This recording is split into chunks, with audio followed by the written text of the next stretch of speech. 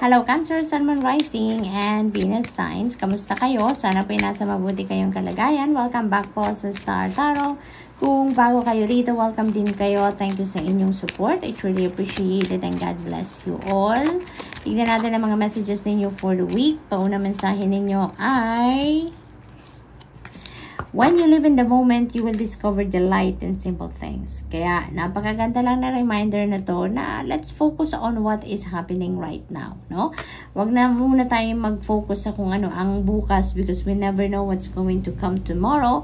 Tomorrow is never promised. Kaya mas maigi talaga na dito tayo sa present moment. Dito tayo sa kung ano ang nangyayari sa ngayon, kung ano ang nagaganap sa ngayon, ano? At you need to put the music back into your life as well. Isa din ito sa mensahe para sa inyo sa ngayon. Maaring yung music, no, is a very important part ng buhay ninyo in the past. Pero maaaring nagkaroon kayo dito ng disconnect. Maaaring nagkaroon kayo dito ng ganap sa buhay wherein talagang maaaring naisantabi ang musika. As in, hindi na kayo nakakapakinig ng musika. Maaaring dati siguro you're a musician pero maaaring ngayon hindi na kayo nagtutugtog, hindi na kayo interesado sa musika, maaaring ganon. But you know what, ang mensahe sa inyo dito, there is a reason for this one, no? For sure there is, kasi lahat naman may rason, so definitely there is an important reason kung bakit sinasabi sa inyo ng spirit ngayon that you need to put the music back into your life. Maaaring ito yung magbibigay muli ng kulay sa buhay ninyo. Maaring yung musika ang muling magre-reignite ng iyong passion. Maaring ganon dito ang sitwasyon, ano? So, what else for Cancer? We have yes. Yan, napakaganda. Napakaganda. This could be a go signal para sa inyo. Parang green light ito sa inyo, Cancer. Maybe may mga plans kayo na kumbaga parang inihihingi nyo pa ng confirmation or maaaring inihihingi nyo pa ng guidance sa Panginoon if you're really going for it, if you're going to push through, no, kung ano man ang plano ninyo. And yeah, if yun ang iniisip ninyo just before the reading, so maaaring this is the answer para sa inyo, no? It's a yes, no? Parang go signal ito sa inyo na yes, go for it, Cancer, no? Yung ganon. Maaari din naman na mayroong magsasabi sa inyo ng yes, no? Mayroong tatanungin ninyo at magsasabi sa inyo ng yes, or maybe kayo naman yung magsasabi ng yes sa kung sino man, no? What else? We have reconsider. Ayan. So, maaaring may mga desisyon na kayong ginawa, no? Maaaring napagdesisyonan ninyo na at maaaring hindi pa naman ninyo nasisimulan gawin muli kung ano man ang desisyon na yan. And this is a message for you, no? Na reconsider something. Maaaring may bagay na isinantabi nyo na, no? Maaring ganon, maaring hindi nyo na yan, parang hindi nyo pinili, kumbaga, no? You choose something over another, no? Maaring ganon ang ganap. And maybe you are given that epiphany ngayon, maybe you're given that intuitive message or nudges dito na try to reconsider those things muli, no? Tignan ninyong muli, pag-aralan ninyong muli, i-evaluate ninyong muli, no? Dahil maaaring meron kayong kailangan doon, no? Na hindi ninyo nakita or hindi ninyo nadaanan nung nag-iisip pa lang kayo ng inyong desisyon. So, what else? We have meditation bring answers. Ayan, so Cancer. It's really beautiful.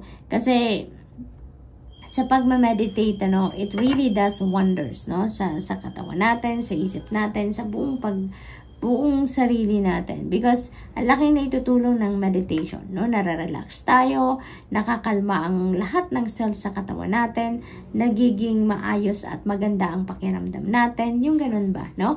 At parang nakakapag-reset tayo ng sarili natin, ng katawan natin, ng isip, ng damdamin natin when we do a meditation, no? And also, you know, maaaring may mga intuitive messages dito na gustong iparating sa inyo ng divine universe dito, no? At mapipick up nyo lang yan through meditation. Maaaring may mga katanungan din kayo, no, na hinahanapan ninyo ng kasagutan, and through meditation, no? Doon ninyo yan mahahanap. Doon ninyo yan maririnig, no? So, go for meditation. You don't need a lot of time to do that, no? Kahit saglit lang, no? Magagawa ninyo yan. So, what else? We have Horus, Cosmic Gateway. Ayan. So, your thoughts are magnetic and powerful. Miraculous changes are occurring. Ayan. So, maybe talaga, no, napakaganda rin na pick up ko dito. Dahil you are attracting, miraculous changes, no, dito. Dahil yun ang mga mangyayari. So, siguro ang iniisip niyo talaga dito is all positivity din, no? So, you are, thinking positive things, no? Positive thoughts lang, positive mindset lang ang meron kayo. Kaya naman, ang daming magagandang pangyayari ang ma-manifest sa buhay ninyo, no? Napaka-powerful ng thoughts natin. That's what this card is saying, na napaka-magnetic and powerful na thoughts ninyo. Kaya kung anong iniisip ninyo sa ngayon, yun ang dadating. Yun talaga ang mangyayari. Yun ang ma-attract ninyo into your life sa ngayon. No, Cancer? So, what else? Charity, prayer, and contemplation. Connect with heaven and ask, and you shall receive. Napakaganda. Napakaganda, no? So, inaanyayahan kayo dito na mag-connect kayo, no? Mag-connect kayo sa divine, mag-connect kayo sa heaven dito. Maybe ang iba sa inyo, siguro hindi na nagkakaroon ng pagkakataon na magdasal, hindi na kayo nakakapag-reconnect, kumbaga, no?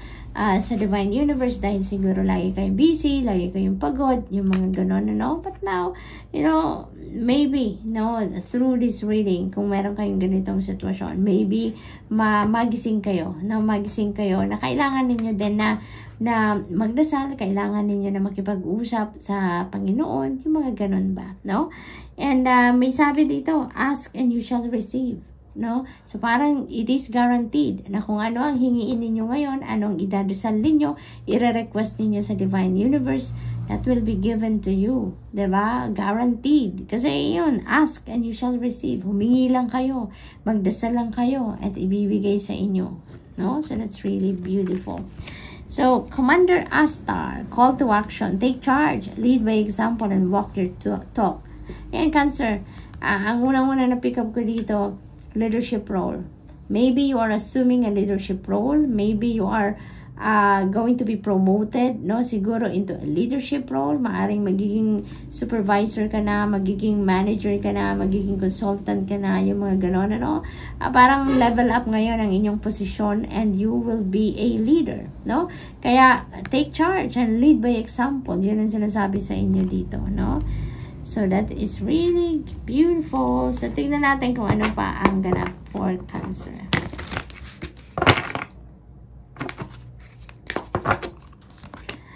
Queen of Cups. Ayan. So, Cancer, this is your energy, no? This is your energy. And dati na kayong sensitive. Dati na kayong intuitive kasi you're a water sign. And with the coming of the Queen of Cups ngayon sa reading ninyo, parang sinasabi lang nito na mas malakas ang radar ninyo sa ngayon. Mas powerful ngayon ang inyong psychic abilities, no? Kaya use that to your advantage, Cancer, no? Maaaring may mga downloads dito, maraming downloads siguro ang parating sa inyo from the divine, no? To guide you, no? Sa inyong mga sitwasyon sa ngayon.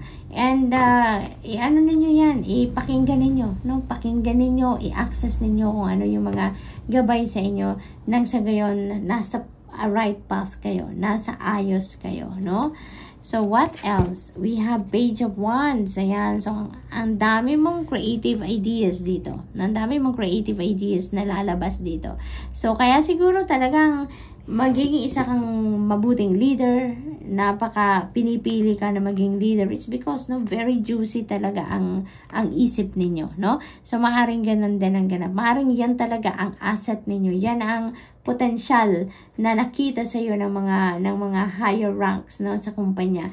Kaya ikaw ang piniling ilagay diyan sa leadership role na yan, no, Cancer? So what else? We have Four of Pentacles, control. Ayan, pagdating naman sa pera, no, Cancer, ang mensahe dito para sa inyo, take control. Take charge din sa pagmamanage ng inyong kaperahan, sa pagbabudget, no? Make sure na nasa ayos din ang pagbabudget ninyo, no? Manage your money wisely. Manage your resources wisely. Yun din ang ganap dito for some of you. So, good luck, and that's all I have for you for the week. I hope nakatulong ang mga mensaheng ito in some way. Thank you for watching. Love and light. Namaste.